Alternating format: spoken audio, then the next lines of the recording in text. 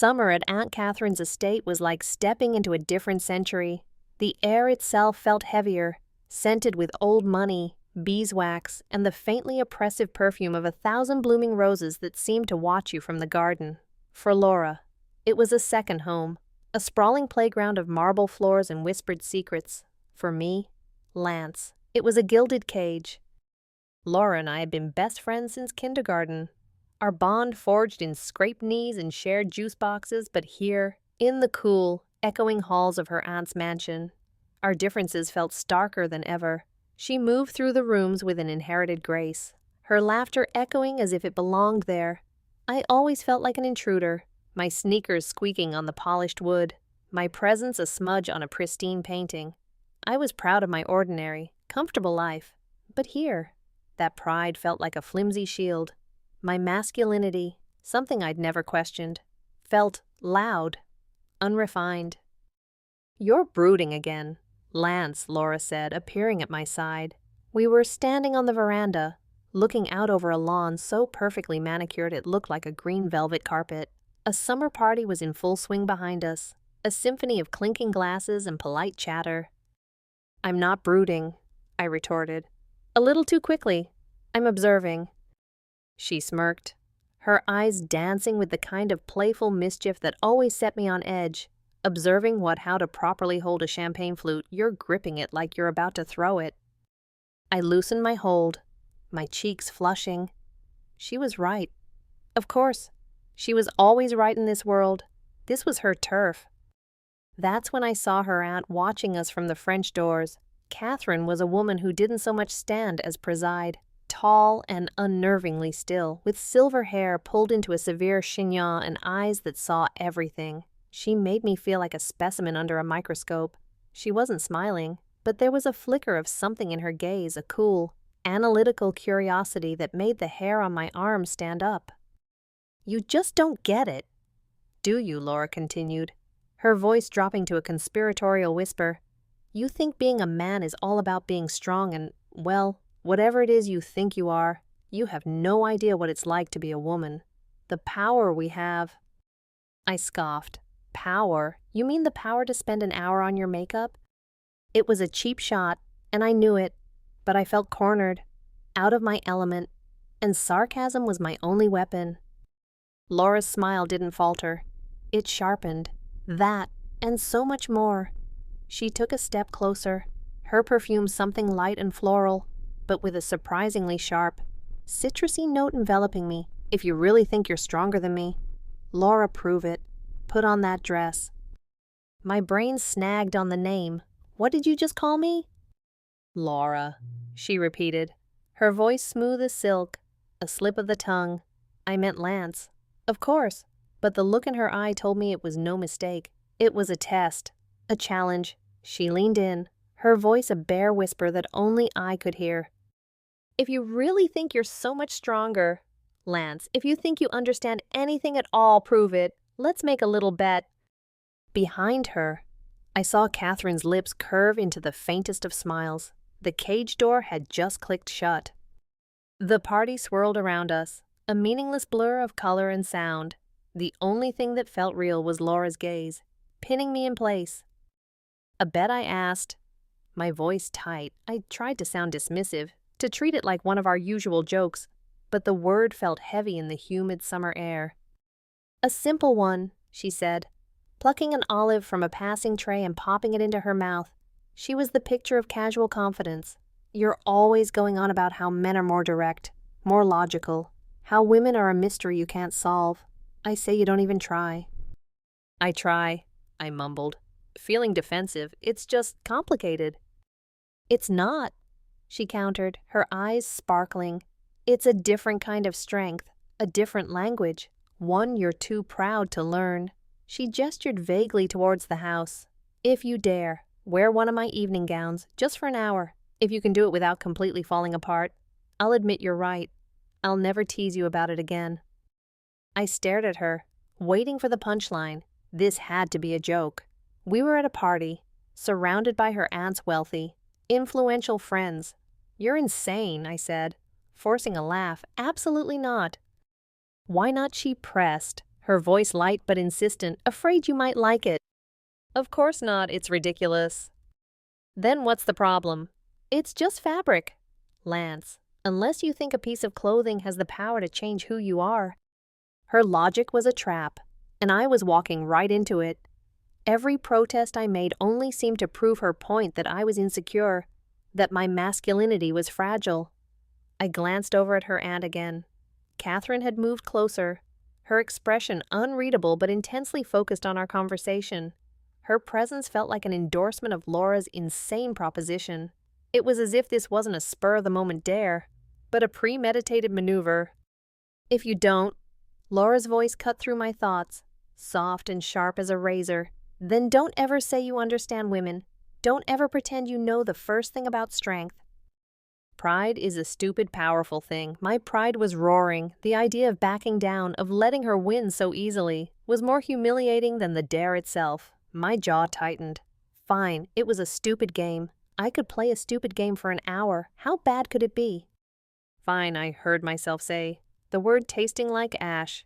You're on 1 hour.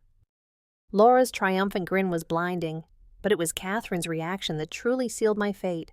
She gave a slow, deliberate nod, a silent approval that sent a chill down my spine. Excellent, Catherine said, her voice a low, cultured purr that cut through the party noise. She had materialized beside us without a sound. I have the perfect thing. She didn't suggest we go to Laura's room. She didn't offer one of Laura's dresses. Instead, she turned and led the way back into the house. Her posture regal, her steps measured. Laura followed, grabbing my hand and pulling me along. Her touch was electric, a mixture of friendly excitement and something else, something possessive. I was no longer a guest at a party. I was a participant in a ritual I didn't understand, led by two women who seemed to know exactly what they were doing. Catherine led us not upstairs to the guest wings, but down a quiet wood-paneled hallway I'd never seen before. She stopped at a heavy oak door and opened it, revealing not a bedroom, but a vast walk-in closet that was more like a private boutique. Racks of clothing were meticulously organized by color and style, and the air was thick with the scent of cedar and expensive perfume. This wasn't Laura's closet. This was Catherine's. A bed is a serious matter, Catherine said, her voice echoing slightly in the stillness of the room. It requires the proper equipment. She moved with unnerving purpose to a particular section, her fingers gliding over silks and velvets before stopping. She pulled out a dress bag, laying it carefully on a velvet chaise lounge in the center of the room. The air crackled with anticipation as she unzipped it. The dress she revealed was not what I'd expected. It wasn't frilly or colorful like Laura's usual attire. It was a column of black satin, severe and elegant. It had long sleeves, a high neck that would sit just at the base of the throat, and it was designed to be utterly, unforgivingly form-fitting. It was a dress that didn't hide the body, but defined it. "This will do," Catherine stated. "Not ask, call." I stared at it, my throat suddenly dry. This felt less like a prank and more like a costume for a role I had no desire to play. "Come now, don't be shy," Laura chirped, her eyes gleaming. She took the dress from the hanger, and the satin slithered and pooled in her hands like liquid night. "Let's get you out of those boring boy clothes." My body felt stiff, robotic. As I took off my jacket and kicked off my shoes, Laura unbuttoned my shirt with a playful efficiency that left me feeling completely exposed. Her fingers were cool against my skin, and every touch felt like a tiny brand. When I stood there in just my t-shirt and trousers, I felt a wave of shame so powerful it was dizzying. "T-shirt off," Laura commanded softly. I obeyed, pulling it over my head, my movements clumsy. Catherine watched the entire exchange with that same detached, clinical interest. She held out a pair of black silk stockings. "You can't wear a dress like this without the proper foundation," she said matter-of-factly. The humiliation was a physical thing now, a hot flush that spread from my neck down to my chest. Putting on stockings was an exercise in awkwardness. The sheer fabric felt alien against my legs, impossibly delicate. I felt a tremor in my hands as I struggled to pull them up. Then came the dress. "Arms up," Laura instructed, her voice a playful whisper in my ear, like a good girl.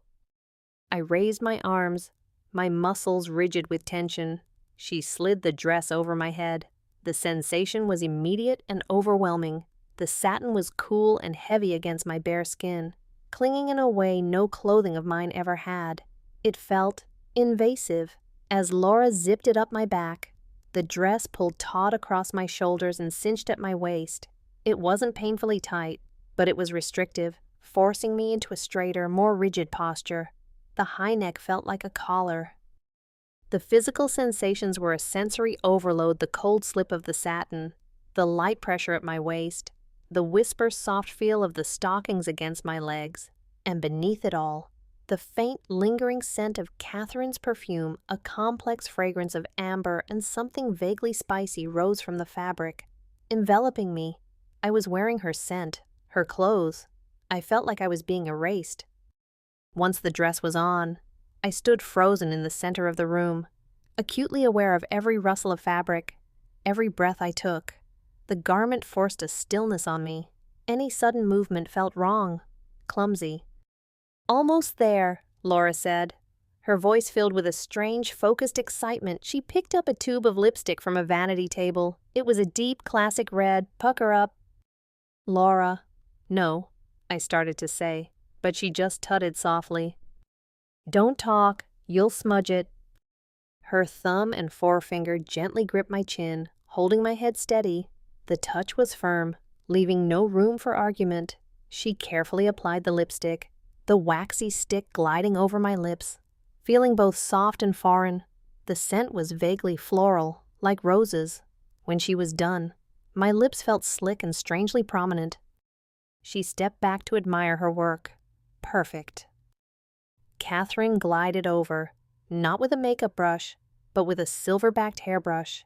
She ran it through my short hair, smoothing it down, styling it in a way that seemed to soften the angles of my face. Her touch was impersonal, precise, like a sculptor working with clay. Then came the moment of truth. "Turn around," Catherine commanded softly. Behind me was a 3-panel, floor-to-ceiling mirror. I turned slowly, my movements constricted by the dress. My eyes met my own reflection, and for a solid 10 seconds, my brain simply refused to process what it was seeing. It was me, but it wasn't. The figure in the mirror was a bizarre paradox. My face, my eyes, my jawline, they were all mine, but they were framed by the severe black collar of the dress and topped with meticulously styled hair. My lips were a shocking slash of red. My body, which I'd always thought of as lean but distinctly male, had been reshaped by the cut of the satin. The dress clung to my narrow waist and hips, creating a slender, almost androgynous silhouette. The broadness of my shoulders was undeniable, but even that was somehow minimized by the elegant sweep of the long sleeves. I was a strange, unsettling hybrid of boy and girl, man and mannequin. A wave of conflicting emotions washed over me. There was shame, hot and sharp. There was fear, a deep-seated panic at the loss of my own image. But underneath it all, stirring in the depths of my confusion, was a tiny, terrifying flicker of something else, a spark of morbid curiosity, of dark fascination. The person in the mirror was a stranger, and I was horrified, but also intrigued. Who was this person? What would it feel like to be them? Laura giggled, a bright, sharp sound that shattered the heavy silence. "Oh, wow, Lance, you actually don't look terrible." I tore my eyes away from the mirror to look at her. Her expression was one of genuine surprise and delight, as if she'd created a piece of art that had exceeded her own expectations. But Catherine wasn't laughing. She was studying my reflection with that same unnerving, analytical gaze. A slow, cryptic smile touched her lips. "I told you," she said, her voice a low murmur that sent a shiver through me. "This one has potential." Her words hung in the air, thick with unspoken meaning. This wasn't just a prank anymore. It felt like an initiation. I looked back at the stranger in the mirror, and a cold dread settled in my stomach. The bet was for 1 hour, but I had the sinking feeling that I had just lost something far more permanent than a simple argument. The hour passed in a surreal haze. I didn't return to the party. Instead, I was made to sit on the velvet chaise in Catherine's dressing room, while she and Laura talked around me as if I were a piece of furniture. They discussed fabrics, designers, and the nuances of social etiquette. Every so often, Catherine would offer a clipped instruction: cross your legs at the ankle, not the knee. It is more refined, or sit up straight. That garment is not designed for slouching. Each correction made me feel smaller, more scrutinized. When the hour was finally up, I practically tore the dress off. The relief of being back in my own clothes so profound it felt like taking my first breath after nearly drowning. I wanted nothing more than to forget the entire humiliating episode. But the next morning, as I sat awkwardly at the vast mahogany dining table, Catherine and Laura made it clear that forgetting was not an option. "You were surprisingly adept last night," Catherine remarked coolly, placing her porcelain teacup back on its saucer with a delicate click, "though your posture needs a great deal of work." "I thought he was great," Laura said, beaming at me, a little stiff, maybe, but the look was there. "I don't want to talk about it," I said, focusing on my toast. "It was a stupid bet. It's over." Catherine raised a perfectly sculpted eyebrow. "Was it?" she asked, her voice dangerously soft. "You fulfilled the letter of the agreement, I suppose, but you failed to understand the spirit of it. You wore the dress, but you were still just a boy in a costume. You haven't learned anything." I looked up, confused and irritated, learned what it was: a prank. "It was an opportunity," she corrected. "One that you are on the verge of wasting." She paused, letting her words sink in. "Years ago, I ran a small, very exclusive finishing school, an academy of etiquette, you might say. We specialized in teaching a very particular art form." Her eyes met mine, and there was no mistaking her meaning. "It was for young men," she explained, her tone deceptively casual. "Sons of influential families, we taught them the art of transformation, how to fully, flawlessly embody the feminine ideal. It wasn't about changing who they were, but about understanding control. To master femininity is to master a unique and subtle form of power, one that most men, in their arrogance, completely overlook." I stared at her, speechless. Laura, however, was leaning forward, her expression rapt. She was completely captivated. "You're kidding, right?" I finally managed to say. "I never kid," Catherine replied flatly. "You made a promise, Lance, to complete the challenge. The challenge was not to wear a dress, it was to understand.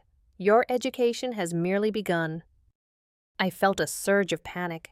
This was insane. I had to get out of here. "No, absolutely not. The bet is done. I'm not interested in your weird school." I pushed my chair back, ready to stand up, to walk out, to call my parents and tell them I was coming home. But Laura's voice stopped me. "Don't be a sore loser, Lance." I turned to her, expecting to see that familiar mischievous grin. Instead, her expression was serious, her eyes holding a new kind of intensity. "You gave your word," she said quietly. "You said you'd see it through. Are you really going to run away just because you're a little scared?" Her words hit their mark perfectly. She was weaponizing my own pride against me. Running away would be admitting defeat, admitting I was weak, admitting she was right about everything. I was trapped, not by locks or bars, but by my own foolish ego and a promise I never should have made. I slowly sat back down, the fight draining out of me. I felt Catherine's cool, triumphant gaze on me. This wasn't a proposal, it was a sentencing. The gilded cage had just become a classroom.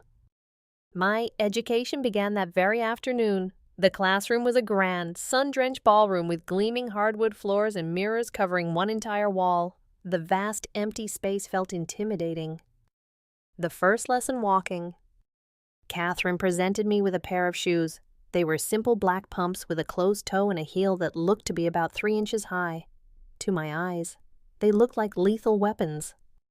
"The way a woman walks is the foundation of her presence," Catherine announced, her voice echoing in the large room. "It communicates confidence, grace, or vulnerability. Your current walk," she said with a withering glance at my sneakers, "communicates that you are about to trip over your own feet." Laura, my appointed assistant, knelt to help me put them on. The shoes were tight, pinching my feet in places I didn't know could be pinched. Standing up was a perilous act of balance. I wobbled precariously, my ankles screaming in protest. The floor seemed miles away. "Stand up straight, shoulders back, stomach in," Catherine commanded from across the room. She looked like a drill sergeant in a silk blouse. Now walk to me. My first attempt was a disaster. I lurched forward, my arms flailing for balance, each step a clumsy, stomping motion. My weight was all wrong, landing on my toes instead of the balls of my feet. It was noisy, ugly, and painful. Laura covered her mouth to stifle a giggle, but Catherine's expression remained impassive. Again, was all she said. For the next hour, I shuffled and staggered back and forth across that polished floor. Catherine's instructions were relentless and precise. Smaller steps, swing your hips, don't sway your shoulders. You are not a soldier marching, you are a lady gliding. Every now and then, she would approach me, her movements silent and fluid. She wouldn't raise her voice. Instead, she would use a light, firm touch to correct my posture, a finger press between my shoulder blades to make me stand straighter, a light tap under my chin to lift my head. Her touch was never lingering or inappropriate, but it was incredibly intimate, and it made my skin burn with a mixture of embarrassment and a strange, nervous energy. Having my body physically manipulated, posed, and corrected was a new and deeply unsettling experience. Laura watched from the sidelines, her initial amusement slowly transforming into a focused intensity. She wasn't just laughing at my struggles anymore. She was observing, learning from her aunt's methods. By the end of the session, my calves were on fire, and my feet were a landscape of angry red marks. I collapsed onto a bench, breathing heavily. "That's enough for today," Catherine said, showing no sign of either praise or disappointment. "We'll continue tomorrow." As I unbuckled the wretched shoes, the relief was so intense it was almost euphoric. But as I stood up in my socks, the solid, familiar ground felt strangely distant. For a fleeting moment, I felt off balance without the heels. The thought was so disturbing that I pushed it away immediately, but it lingered at the edge of my consciousness, a tiny, unwelcome seed of change that had already been planted. If the walking lessons were physical torture, the makeup lessons were a new form of psychological torment. They took place in Catherine's dressing room, a sanctuary of soft lighting, plush carpets, and countless bottles and jars that looked like an alchemist's laboratory. "A woman's face is her canvas," Catherine declared, gesturing for me to sit at her ornate vanity. "Makeup is not about deception, it is about enhancement. It is about controlling how the world perceives you." The first lesson was taught by Catherine herself. Her approach was methodical, almost surgical. She explained the purpose of each item: foundation to create a flawless base, concealer to hide imperfections, powder to set the look. The feeling of the various brushes and sponges on my skin was utterly foreign. A soft brush dusting powder across my forehead, a damp sponge stippling foundation over my cheeks, the delicate tickle of an eyeshadow brush on my eyelids. I had to sit perfectly still, my eyes closed for much of it, which created a profound sense of vulnerability. I was completely at her mercy, unable to see what she was doing, only feeling the ghost-like touches on my skin. The smells were just as overwhelming as the sensations: the faint clay-like scent of foundation, the sweet, chalky smell of pressed powder, the waxy aroma of lipstick.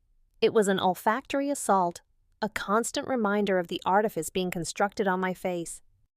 Laura took over for the second lesson, her style completely different from her aunt's. Where Catherine was a detached artist, Laura was a playful tormentor.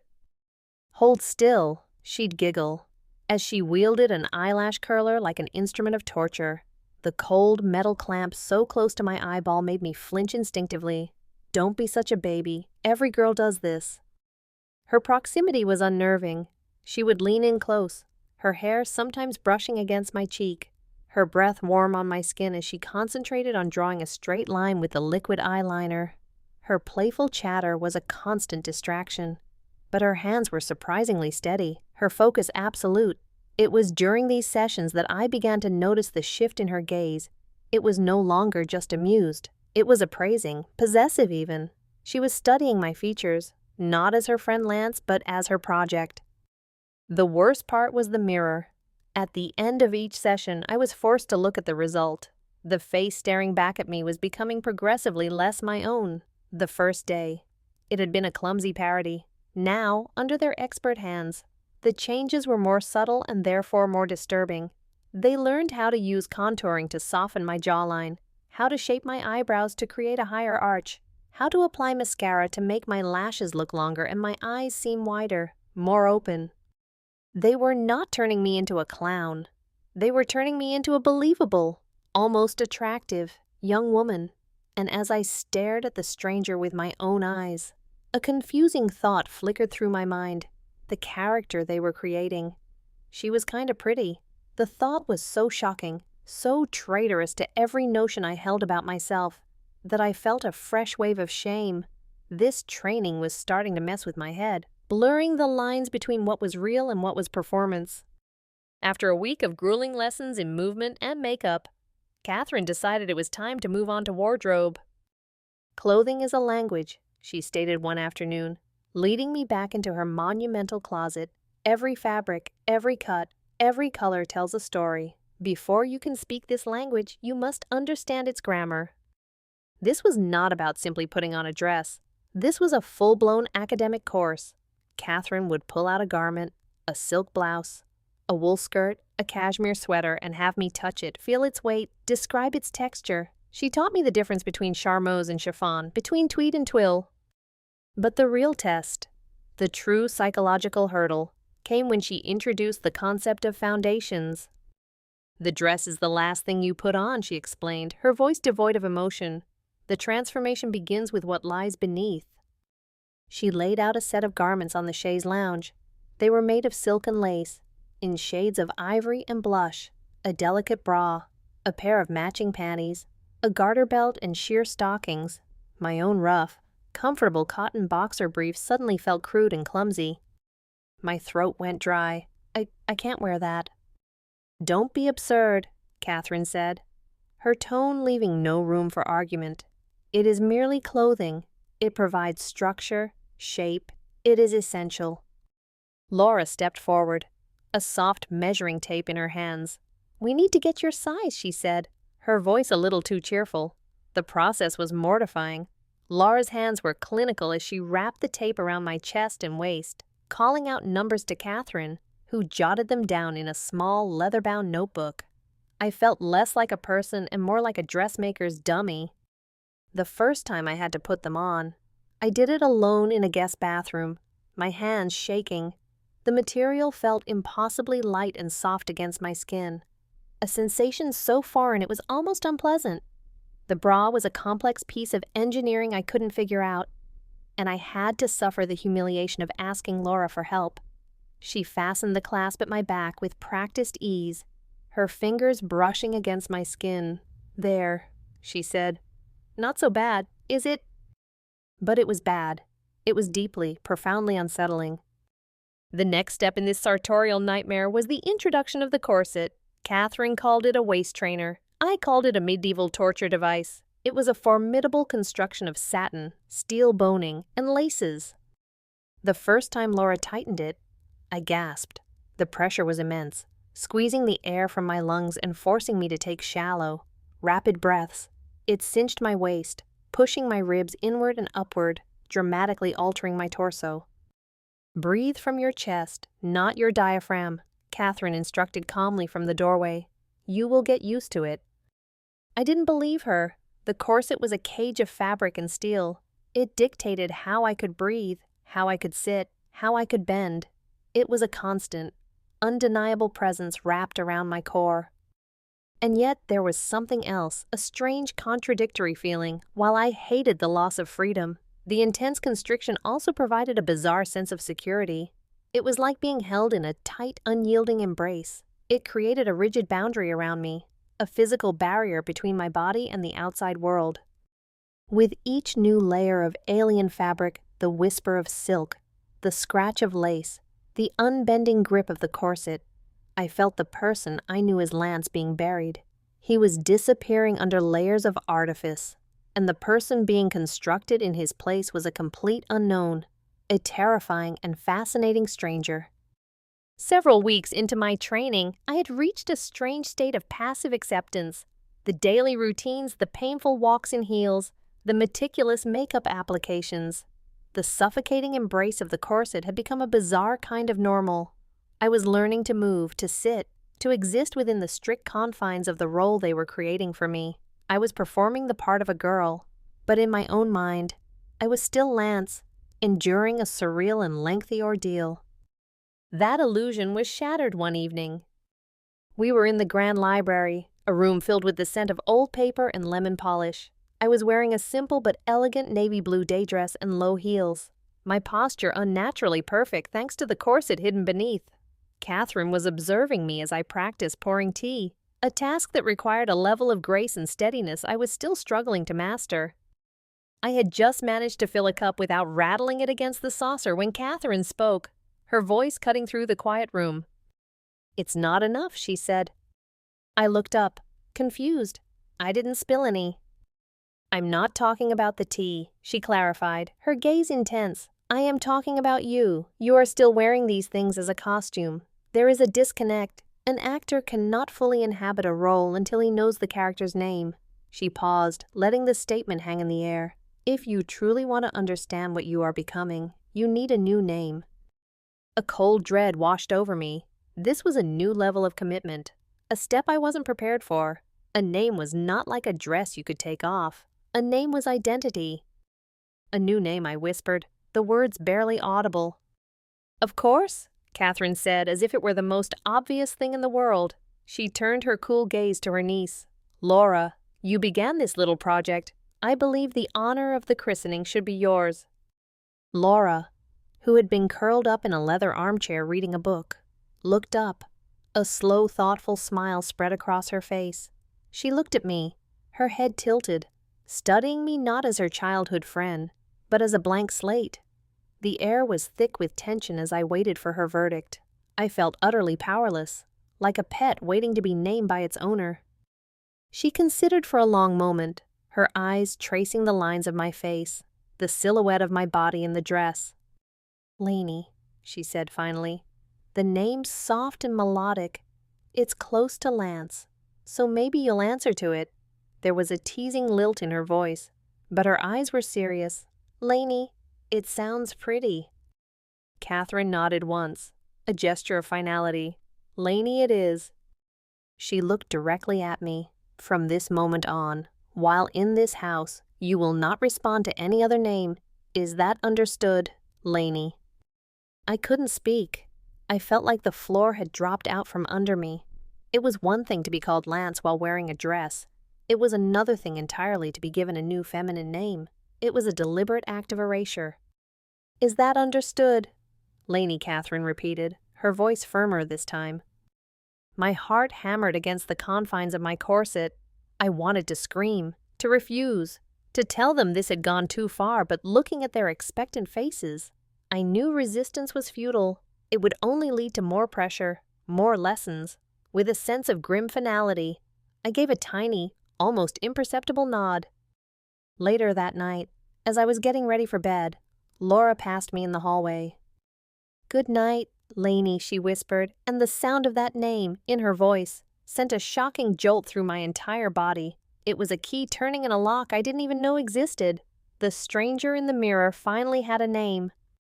The christening of Lainey marked a profound shift in my training. It was no longer about learning isolated skills.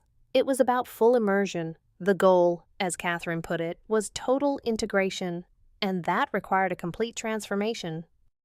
A few days after I was named, a series of boxes arrived from a boutique in the city. Inside was the arsenal for Lainey's official debut. The centerpiece was a wig. It wasn't a cheap, synthetic thing. It was made of real human hair, the color of warm honey, styled in soft waves that would fall just past the shoulders. The moment Laura placed it on my head, the change was staggering. It softened the lines of my face, hid my masculine hairline, and cascaded over the shoulders of the dress I was wearing. It was the single most transformative element yet. Then came the dress for the evening, a cocktail dress of pale pink lace, with a modest neckline and a skirt that flared out gently from the waist. It was undeniably, unapologetically feminine. To go with it were nude patent leather pumps, a small clutch bag, and a bottle of perfume that smelled of amber and vanilla, a scent chosen by Laura, who declared it Lainey's signature. The process of getting ready felt like a sacred ritual, presided over by Laura and Catherine. I was instructed to bathe and shave meticulously not just my face, but my legs and chest as well. The sensation of smooth skin where there had always been at least some hair was another layer of defamiliarization. Then came the foundational garments, the softest silk lingerie, the now familiar corset, and gossamer thin stockings. As Laura helped me into the pink lace dress, I felt my own identity being sealed away, layer by layer. The makeup application that evening was the most professional yet. Laura worked with an artist's concentration. Her brow furrowed as she blended eyeshadows and sculpted my cheeks with blush. She took her time, her touch light and precise. The final touch was a glossy, rose-pink lipstick. When she was finally done, she stepped back. "Okay," she said, her voice hushed with anticipation. "You can look now." I took a deep breath, the corset making it a shallow affair, and turned to face the full-length mirror. I gasped. The person staring back at me was a complete stranger. It wasn't Lance in a dress anymore. It wasn't a boy playing make-believe. The reflection showed a young woman. Her honey-colored hair framed a face with wide, dark eyes and soft, pink lips. The dress gave her a delicate, graceful figure. She looked shy, uncertain, but undeniably pretty. I lifted a hand, and she mirrored the movement, her fingers looking slender and pale against the pink lace. The psychological shock was profound. It felt as though my own consciousness had been transplanted into a different body. I couldn't find a trace of Lance in that reflection. He was gone. In his place was this girl, this stranger, looking back at me with my own terrified eyes. Lainey was no longer just a name. She was real. She was standing right in front of me. I couldn't tear my eyes away from the mirror. I was trapped in a feedback loop of disbelief and fascination. This girl, this Lainey, was a complete fabrication, a meticulous construction of hair, makeup, and fabric. And yet, she looked so plausible. Catherine entered the room, her presence instantly commanding attention. She circled me slowly, her sharp eyes missing nothing. She adjusted a stray curl of the wig, smoothed a non-existent wrinkle on the dress, and then stepped back, a flicker of satisfaction in her expression. "Acceptable," she pronounced. It was the highest praise I had yet received from her. Laura was practically vibrating with excitement. She came to stand beside me, her own reflection appearing next to the honey-haired stranger. "I knew it," she said, her voice a mix of pride and awe. "I knew you had it in you." She leaned in close, her reflection whispering to Lainey's in the mirror. Her voice dropped, becoming a soft, intimate murmur meant only for me. "You suit this role better than I thought, Lainey." Hearing her say the name while I was looking at this completely transformed version of myself was a deeply disorienting experience. The name wasn't being directed at me at Lance, it was being directed at the girl in the mirror, and for a terrifying second, it felt right. A complex storm of emotions churned inside me. I hated the feeling of weakness, of being a doll dressed up for their amusement. I hated the complete loss of my own identity. But a shameful, traitorous part of me, it thrilled at her words. It craved the validation. Being called pretty, as Lance would have been an insult. But for Lainey, this stranger I was inhabiting, it felt like an achievement. It was a confirmation that the illusion was working. This inner conflict made me feel sick with confusion. I wanted to rip the wig off and scrub the makeup from my face, to find my own reflection again. But I also felt a strange reluctance to break the spell. This girl, Lainey, she was delicate and lovely. People looked at her with admiration, not mockery. Lance felt clumsy and awkward in this house. But Lainey seemed to belong. Laura, sensing my turmoil, placed a gentle hand on my shoulder. Her touch was warm, grounding. "Hey," she said softly, her eyes meeting mine in the mirror. "It's okay. We're right here with you." Her reassurance was meant to be comforting, but it had the opposite effect. The we bound her and Catherine together as the creators, and the you singled me out as their creation. The line between our old friendship and this new, twisted dynamic of control and submission had never been clearer. And the most frightening part was that a part of me didn't want to cross back over it, the part of me that was starting to answer to the name Lainey. For days, I existed in a fog, living as Lainey from breakfast until bedtime. The repetition was a form of conditioning. I learned to navigate rooms in heels without looking at my feet. I learned to keep my hands gracefully folded in my lap. I even started to anticipate Laura's or Catherine's corrections before they were made. The persona was becoming a second skin. But one afternoon, the facade cracked. Catherine had decided that Lainey needed to learn about accessories. She laid out an array of delicate jewelry on a velvet tray, pearl earrings, a simple gold chain, a silver bracelet. An outfit is not complete without the proper adornments, she stated. Today, we will focus on earrings. She picked up a pair of small, elegant pearl studs. The problem was they weren't clip-ons. They were for pierced ears. My ears aren't pierced, I said, my voice coming out sounding more like Lainey's soft tones than my own. The realization was a small shock. A minor logistical issue, Catherine said dismissively. She produced a small, sterile-looking kit containing what looked like a spring-loaded piercing gun. That's when Lance, the real me who had been dormant for so long, suddenly woke up and screamed. No, I said, my voice firm, deeper. I took a step back. Absolutely not. You are not piercing my ears. That's permanent. The dresses, the makeup, the name in my mind, those were all temporary. I could wash them off, take them off, leave them behind, but piercing my ears felt like an irreversible step, a physical alteration that would remain even after this bizarre summer was over. It was a line I would not cross. Catherine's eyes narrowed, a flicker of cold anger in their depths. Laura looked taken aback by my sudden defiance. Don't be childish. Lainey, Catherine said, her voice dangerously calm. It is a tiny, insignificant procedure. My name is Lance. I shot back, the name feeling strange and foreign on my own tongue, and I said no. For a moment, I thought I had won. I had finally asserted myself, but I had underestimated them. Catherine didn't argue or raise her voice. She simply placed the piercing kit back down. Very well, she said with a chilling lack of emotion. Then the training is a failure. You are incapable of full commitment. We are done. She turned to Laura. See that his things are packed. He can leave in the morning.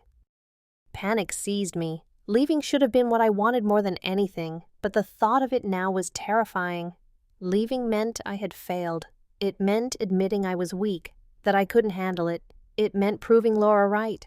My defiance, which had felt so powerful a moment before, now felt like a foolish, self-destructive mistake. All my progress, all the painful effort I had put in, would be for nothing. Laura stepped forward, her expression not angry, but filled with a profound, cutting disappointment. I really thought you were stronger than this. Lance, she said, using my old name like a weapon. I thought you were actually learning something, but I guess you're just a coward, afraid of a little pinprick. Her words twisted the knife. She made my rebellion sound petty and pathetic. She wasn't forcing me. She was shaming me into compliance. The inner conflict was agonizing. My mind was screaming at me to hold my ground, to walk away. But the persona of Lainey, the part of me that craved their approval and hated the idea of failing, was whispering that it was just a tiny hole, that it wasn't a big deal, that being sent home in disgrace would be so much worse. I stood there, trembling, caught between my dwindling sense of self and my desperate need not to fail this bizarre test. My resistance crumbled. Wait, I whispered, my voice barely audible. My gaze dropped to the floor. Okay, you can do it. I didn't look up as Catherine retrieved the piercing kit. I didn't flinch as Laura gently held my head steady, her hand cool on my neck. I just closed my eyes and listened to the sharp, clinical click as the stud was driven through my earlobe, a small permanent mark of my surrender.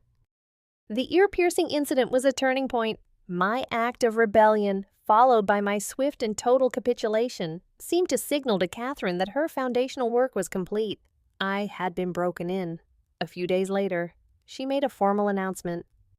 Laura, she said over dinner, setting down her wine glass with an air of finality, I have taught you the theory. It is time for your practical examination. From now on, Lainey's daily instruction will be your sole responsibility. I will merely observe.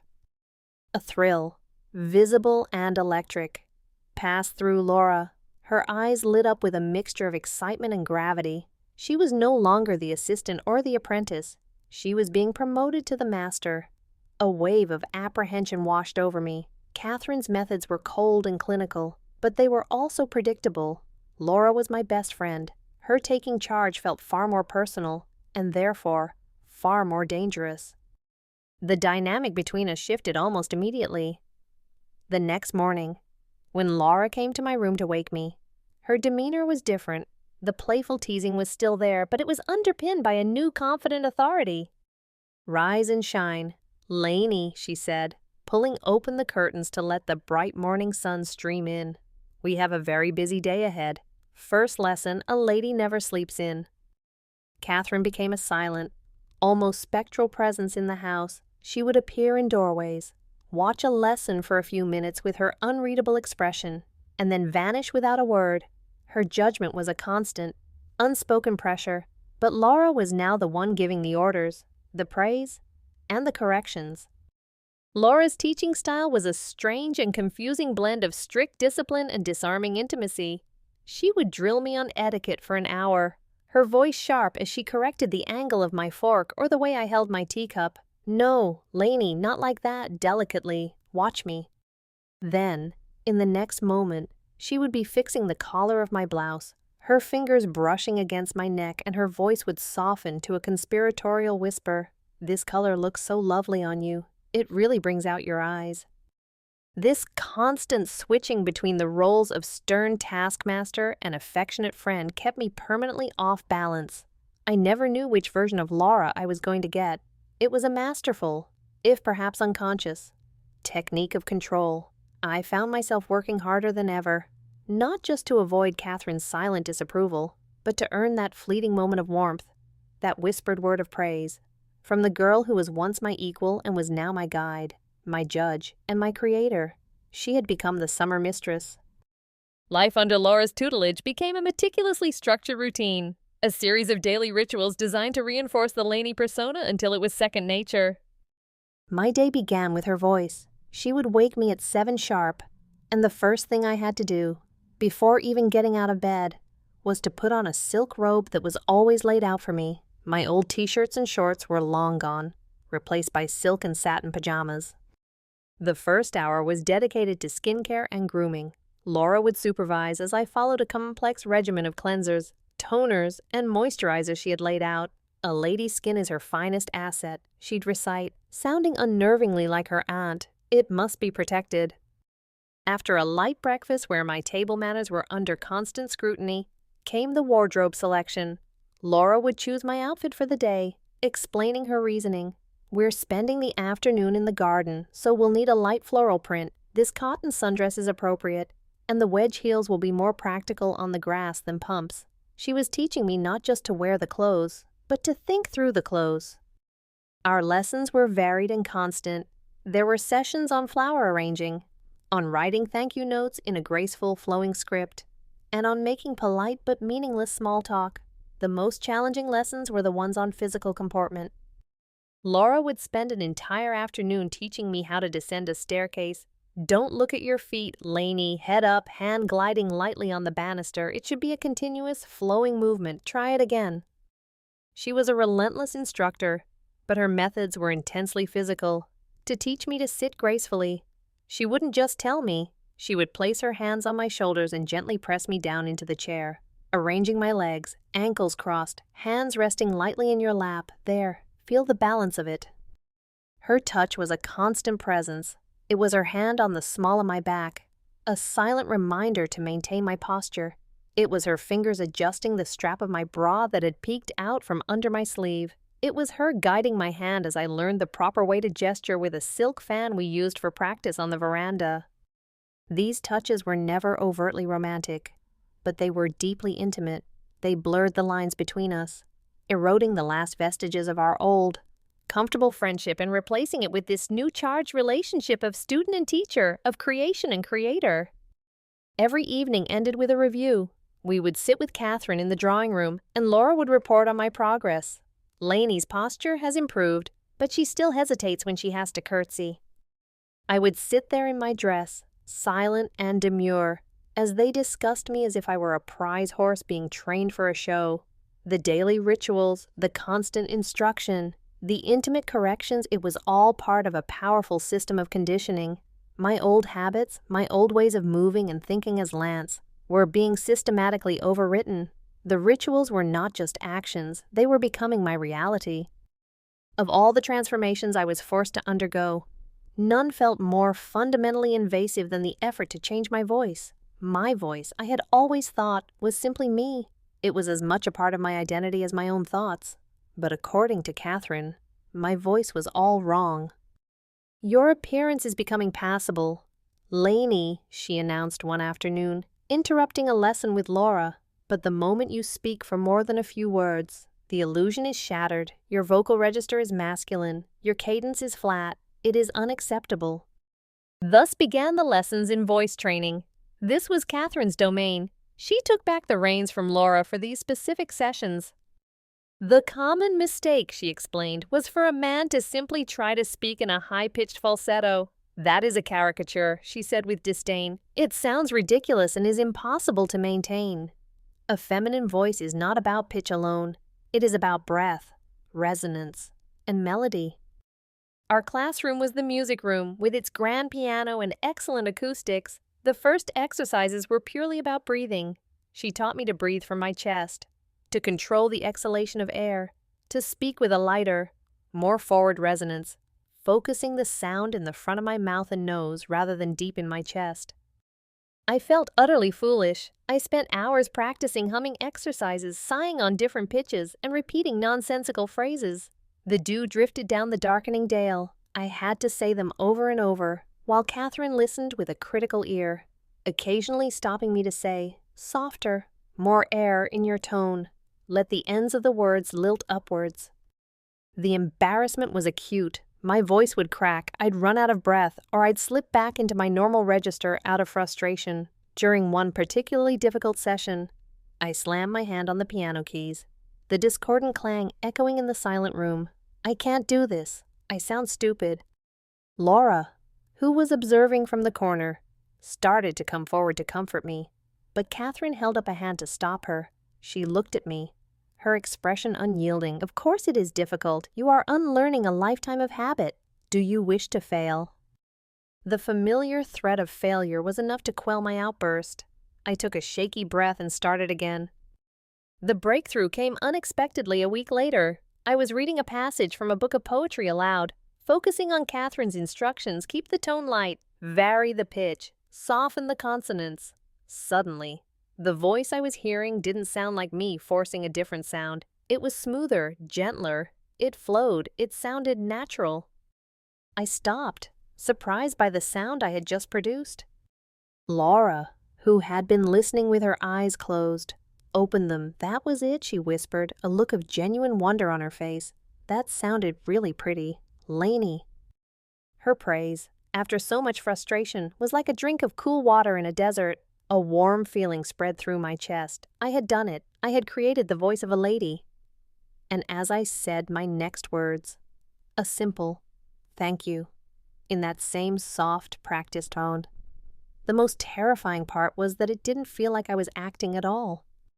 As the summer deepened, so did the complexity of my relationship with Laura. The lines of our old friendship had become so blurred they were almost invisible, replaced by this new dynamic that was both deeply intimate and profoundly hierarchical. The change was most palpable in the quiet moments, the unspoken interactions that occurred between lessons. One sweltering evening, Laura deemed it too hot for any formal training. Instead, we sat on a stone bench in the rose garden as twilight painted the sky in shades of purple and orange. I was wearing a simple sleeveless white sundress, and the cooling air felt wonderful on my bare arms and legs. We were mostly silent, listening to the drone of the cicadas. Then, Laura noticed the simple pearl stud in my ear. "It's healed it joie nicely," she said, her voice soft in the quiet garden. She reached out, her fingers gently touching my earlobe. Her touch was feather-light, but it sent a jolt of electricity through me. It was such a small, casual gesture, but it felt incredibly significant. "Does it still hurt?" she asked, her eyes searching mine. "No," I whispered, my newly trained voice sounding fragile in the stillness. "Not anymore." She let her hand drop, but then reached up again, this time to tuck a stray strand of my honey-colored wig behind my ear. Her fingers brushed against my cheek and lingered there for a fraction of a second too long. My heart constrained by the ever-present corset I wore even under the light dress, hammered against my ribs. It was a mix of fear and a strange, thrilling anticipation that I couldn't name. Another time, we were in the library and Laura was teaching me how to properly select and hold a book. A lady doesn't just grab a book, she explained. She considers it, she respects it. As I reached for a volume on a high shelf, the clasp on a delicate silver necklace she had made me wear that day came undone. "Oh, hold still," she said, stepping behind me. I froze, my back to her. I could feel the warmth radiating from her body. She was standing so close. I held my breath as I felt her gather the two ends of the chain. Her fingers fumbled with the tiny clasp, brushing against the sensitive skin on the back of my neck. I could feel her soft breaths against my hair. "This clasp is so tricky," she murmured, more to herself than to me. The moment stretched on, filled with a silent, crackling tension. It wasn't sexual, not exactly. It was something more complex, a moment of pure, unspoken power and vulnerability. I was entirely at her mercy, unable to move, while she performed this small, intimate task. When she finally fastened it, her fingers grazed my skin one last time before she stepped away. "There," she said, her voice a little breathless. I turned around, my face flushed. She was looking at me with an expression I had never seen before, a mixture of affection, fascination, and something else, something that looked almost like wonder, as if she were as surprised by the intensity of these moments as I was. In these quiet interludes, no orders were given and no corrections were made, but a different kind of lesson was taking place. We were learning a new, unspoken language of touch and proximity, a language that was redefining us both. As the last days of August began to shorten, a new tension settled over the estate. The end of the summer was approaching, which meant the end of my training. I felt a confusing mix of emotions, a desperate longing for it to be over, and a strange, unnerving fear of what would come next. Who would I be without the corsets, the makeup, and the constant guidance? One evening, Catherine summoned Laura and me to her study. The room was imposing, lined with dark wood and filled with the scent of old leather. "The summer is drawing to a close," Catherine began, her hands steepled before her on the large mahogany desk. "The time has come for a final examination, a culmination of everything you both have learned." She looked from Laura's eager face to my apprehensive one. "This Friday," she announced, "we will host a small private dinner party. There will be only one guest, an old and very discerning friend of mine, Laura. You will be the hostess. And Lainey," she said, her eyes pinning me with their intensity, "you will be her charming and flawless companion. You will assist Laura, engage in conversation, and perform your duties as a young lady so perfectly that my friend will have no reason to suspect you are anything other than what you appear to be." The blood drained from my face. This wasn't a drill. This wasn't just practicing in front of Laura and Catherine. This was a real-world test, with an outsider, a stranger who would be scrutinizing my every move, my every word. The pressure felt immense, suffocating. All it would take was one wrong move, one slip of my voice, one gesture that was too masculine, and the entire illusion would shatter. "The success of this evening will rest on both of you," Catherine continued, her gaze shifting to her niece. "For you, Laura, it is a test of your ability to guide and present your charge. For Lainey, it is the ultimate test of your performance." Her lips curved into a thin, challenging smile. "Do not disappoint me." Disappointment was not an option. For the next 3 days, Laura drilled me with a frantic, focused energy. We rehearsed every possible aspect of the evening. We practiced the menu, the wine pairings, and potential topics of conversation. We walked through the dining room, planning every movement from greeting the guest at the door to saying goodnight. "When you serve the soup, you must do it from the left," Laura would instruct, her voice tight with stress. "And clear from the right. Remember your posture, Lainey, no slouching, especially when you're nervous." Her anxiety was infectious. I found myself practicing my walk in my room late at night, whispering lines of polite conversation to my reflection. The final test wasn't just about my performance. It was about validating Laura's work, about proving to Catherine that her strange, transformative summer project had been a success. The weight of it all was terrifying. I wasn't just playing a part anymore, I was Lainey, and Lainey could not be allowed to fail. The day of the dinner party arrived with a sense of momentous, nerve-wracking quiet. There were no lessons. The entire house seemed to be holding its breath. In the late afternoon, Laura came to my room. She was carrying a dress bag, and her expression was one of solemn importance. "This is for tonight," she said, her voice hushed. She unzipped the bag and revealed the dress I was to wear. It was breathtakingly simple and devastatingly elegant. It was made of a heavy, cream-white crepe that draped beautifully. It had a modest boat neckline, 3/4-length sleeves, and a column-like skirt that would fall to the floor. There was no lace, no frills, no ornamentation. Its power was in its perfect cut and pristine color. White, the color of purity, of innocence, the color of a blank slate. It felt symbolic, as if I were being presented not as a character in a colorful costume, but as a finished product, a pure and perfected form. The process of getting ready was a slow, deliberate ritual. It was different from all the times before. There was no playful chatter from Laura, no clinical instruction from Catherine. There was only a quiet, shared focus. I started with a long bath, using the scented oils Laura had laid out. Then came the meticulous process of shaving, of moisturizing, of preparing the canvas. For the first time, I did most of it myself. I put on the foundational garments simple, seamless pieces in a nude color with a practiced familiarity.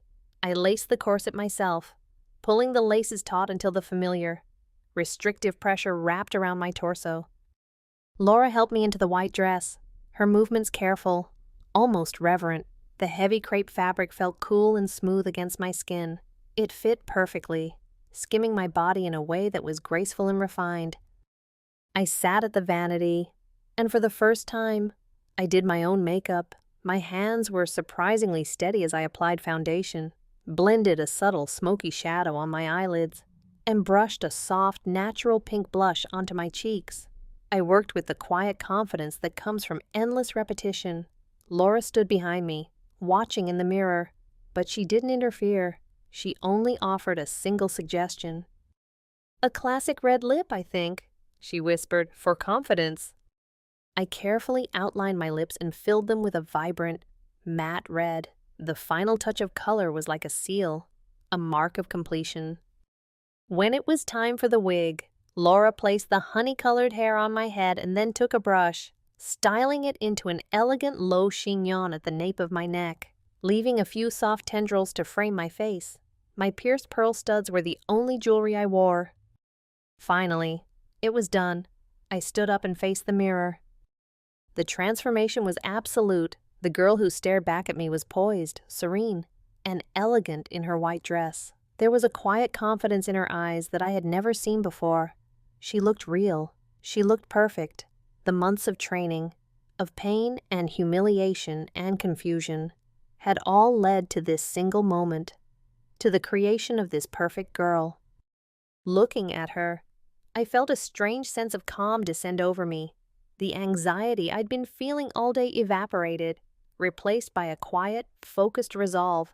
Lance was gone. He had no place here tonight. Tonight, there was only Lainey, and she was ready. Catherine's guest, a stern-looking woman with piercing blue eyes named Mrs. Albright, arrived precisely at 8 o'clock.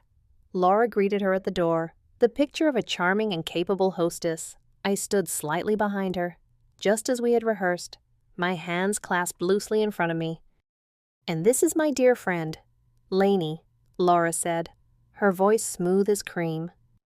I performed a small, graceful curtsy. "It is a pleasure to meet you, Mrs. Albright," I said, my voice soft and melodic. The woman's sharp eyes raked over me, from the top of my perfectly coiffed hair to the hem of my white dress. She gave a curt, almost imperceptible nod. The first hurdle was cleared. The evening unfolded like a carefully choreographed ballet. I moved through the night with a grace and confidence that surprised even myself. I assisted Laura in serving drinks, my movements fluid and unhurried. During dinner, I sat with a perfect posture, my back never touching the chair.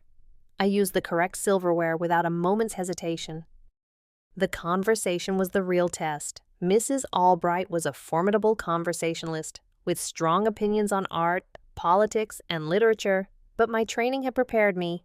I listened attentively, spoke only when appropriate, and offered gentle, well-thought-out opinions that were agreeable without being vapid. I was charming. I was witty. I was demure. At one point, Mrs. Albright turned to me directly. "And what are your passions, young lady?" she asked, her gaze unwavering. My heart skipped a beat, but Lainey answered without hesitation. "I have a great fondness for poetry," I heard myself say, "and I find a great deal of peace in gardening." The lie was so smooth, so practiced, it felt like the truth. Throughout the evening, I could feel Laura's presence beside me, a source of silent support. We moved in sync, a perfect team. I could also feel Catherine's eyes on me from the head of the table, her expression as unreadable as ever. But I sensed a lack of disapproval, which was in itself a victory. There was a moment, as I was pouring coffee after the meal, that my hand trembled slightly. For a split second, I felt a flicker of the old Lance, scared, awkward, out of place. But then I felt Laura's hand gently touch my back, a tiny grounding gesture that only I could feel. The panic subsided. I steadied my hand and finished the pour flawlessly. When Mrs. Albright finally departed, well after midnight, she turned to Catherine at the door. "A lovely evening. Catherine," she said, "your niece is a credit to you, and her friend," she added, glancing at me, "is an absolute delight, a truly well-mannered and graceful young woman." After the door closed, a heavy silence fell over the grand foyer. I stood there, my entire body humming with adrenaline, waiting for the verdict. Catherine turned to look at Laura first.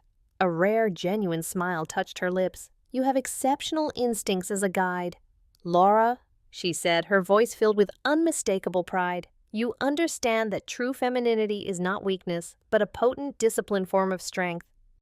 Then she turned to me. She looked at Lainey, the perfect girl in the white dress, the culmination of her summer's work. She gave a single, slow nod. "Flawless," she said. The word echoed in the silent hall. It was the ultimate validation. It was the confirmation of my success. The performance was over. I had won. But as the adrenaline began to fade, a cold, hollow feeling began to creep into its place. The perfect girl had passed the test, but I had no idea who was left underneath the costume. The next day, the last day of summer, was quiet. The nervous energy of the dinner party was gone, replaced by a strange, melancholic stillness. My training was officially over. I spent most of the day in my room, unsure of what to do. I was still dressed as Lainey in a simple skirt and blouse because no one had told me to do otherwise. The role had become a habit. As the sun began to set, casting long shadows across the perfect lawn, Laura found me on the veranda. She stood beside me at the railing, and we watched the sky bleed into shades of pink and gold in silence for a long time. The air was cool, carrying the first hint of autumn. "You were amazing last night," she said finally, her voice soft. "We were amazing," I corrected gently, my voice still Lainey's. She turned to look at me, her expression complex and unreadable in the fading light. There was pride in her eyes, but also a hint of something else, a sadness, perhaps, or even a flicker of fear. The summer was over. Our game, our project, had reached its conclusion. Tomorrow, I would pack my bags and go home, back to my old life. The thought was both a relief and a terror. "Lance," she said, and the name sounded strange, like a word from a foreign language. It was the first time she had used it in weeks. "I have to ask you something." I waited, my heart beginning to beat a little faster. She took a deep breath. "The summer's over. The bed is more than settled." She paused, struggling to find the right words. "If I told you that you could go back now, back to being Lance, just like before, would you want to?" It was the question I had been simultaneously dreading and longing for. The ultimate question. Could I take off the costume and be myself again? Did I even want to? I didn't answer right away. I stared out at the darkening garden, and my mind was a vortex of confusion. I thought of the freedom of my old clothes, of moving without thinking, of speaking in my own voice. I thought of the crushing weight of this performance, the constant scrutiny, the loss of myself. But then, I thought of the alternative. I thought of Lainey. I thought of the strange sense of rightness I felt in the soft fabrics, The quiet confidence that came with the makeup and the practiced grace. I thought of the validation in Laura's eyes, the pride in Catherine's voice. Lainey was admired. Lainey was praised. Lainey was perfect. Lance was just a clumsy, ordinary boy who felt out of place everywhere he went. Who was stronger, the boy who ran away from a challenge, or the girl who had mastered it so completely that she had erased him? After a long, heavy silence, I turned my head to look at Laura. I was no longer seeing her as my childhood friend, or even as my summer mistress. I was seeing her as my creator, and I knew the answer she wanted to hear. The answer that was also, terrifyingly, the truth. A small, serene smile touched my red-painted lips. My voice, when I finally spoke, was a soft, clear whisper that carried on the cool evening air. "Who is Lance?" I saw Laura flinch, a shiver running through her. Her expression was a mixture of profound pride and a deep, unsettling fear. She had won her bet more completely than she could ever have imagined. She had set out to teach me a lesson, and in doing so, had transformed me utterly. From the shadows of the French doors, I saw Catherine watching us. She wasn't smiling, not exactly. Her expression was one of quiet, knowing triumph. Her project was complete. Her legacy was secure. One summer had ended, but for Lainey, life was just beginning.